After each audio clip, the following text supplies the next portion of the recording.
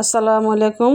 সবাই কেমন আছেন? আলহামদুলিল্লাহ ভালো আছি। চলে আসলাম নতুন একটা ভিডিও নিয়ে। শর্টকাটে রান্না করা যায় এমন রেসিপি আমি করে থাকি।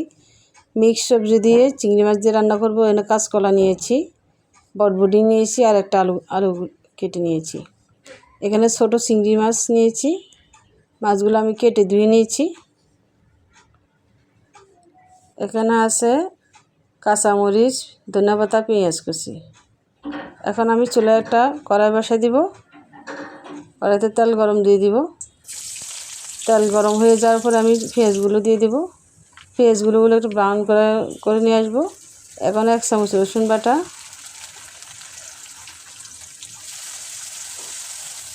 1 চামচ রসুন বাটা দেওয়ার পরে একটু হালকা তেলে ভেজে নিব।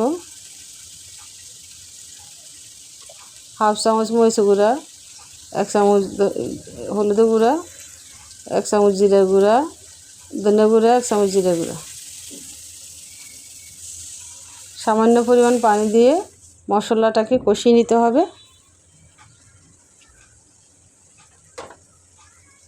মশলার তেল উপরে বেশি উঠেছে, তাই মশলা কষানো হয়ে গেছে। তাই এখন চিংড়ি মাছগুলো দিয়ে দেব। ছোটো চিংড়ি মাছ দিয়ে তরকারি সবজি রান্না করলে অনেক মজা হয়।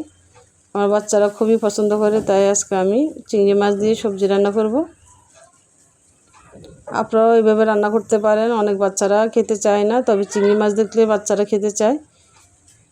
পরিমাণ মতো লবণ দিয়েছি। এখন আবারও একটু ভালোভাবে কষিয়ে নিতে হবে। 4টা কাঁচামরিচ দিয়েছি।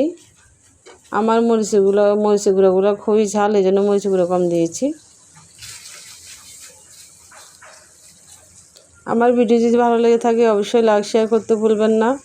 একটা ভিডিও বানাতে অনেক কষ্ট হয়, অনেক পরিশ্রম হয়, সেটা তো আপনারা যারা ভিডিও করেন তারা সবাই জানেন। তো লাইক শেয়ার করতে ভুলবেন না। এখন আমি ধুয়ে রাখা সবজিগুলো দিয়ে দেব। সবজি দিয়ে মশলাগুলোকে নিয়ে ভালোভাবে নেড়ে দিয়ে ঢেকে দেব। ঢাকনাগুলো আরেকবার নাড়তে হবে। সবজির থেকে পানি বের হয়ে গেছে। এখানে সিদ্ধ হওয়ার জন্য বা কষানোর জন্য কোনো পানি দেওয়া লাগবে না।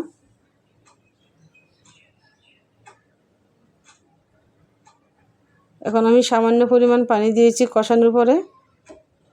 ঝোলটা আসলে যার ইচ্ছা মতো খায়, অনেকে কম খায়, অনেকে বেশি খায়।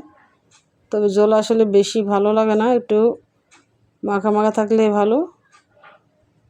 হয়ে এসেছে। এখন আমি ধনেপাতা দিয়ে দিচ্ছি উপর দিয়ে। পরিবেশন করেছি। দেখেন কত সুন্দর একটা কালার। শর্টকাটে এ ধরনের সবজি দিয়ে আপনারা বাচ্চাদের জন্য রান্না করতে পারেন। তো সবাই ভালো থাকবেন। আল্লাহ হাফেজ।